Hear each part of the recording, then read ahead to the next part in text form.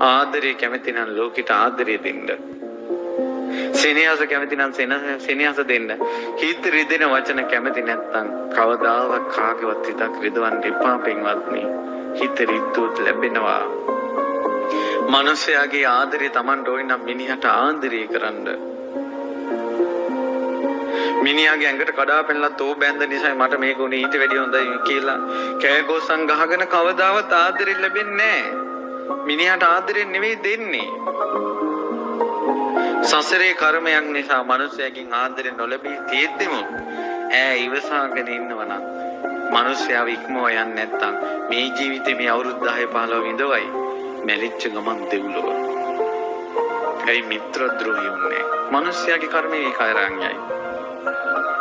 පිංගතුනි දෙන්නම බැනගෙන තෝතෝ කියලා දෙන්නම බැඳගෙන තෝ උපන් තැනක අපි ඉපදෙන්න එපා කියලා පැතුවට එහෙම ලැබෙන්නේ නැහැ. දෙන්නයි කර්ම සමානයි ආය හම්බ වෙනවා.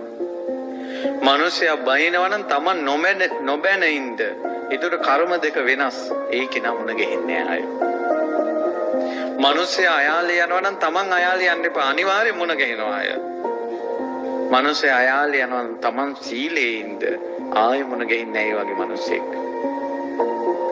කට සද්දේ ගෑණියෙක් ලැබිලා ඉන්නවා නම් මිනිස්සයා ඉවසලා ඉන්න ආය කවදාවත් කට සද්ද ගෑනු හම්බ වෙන්නේ නැහැ.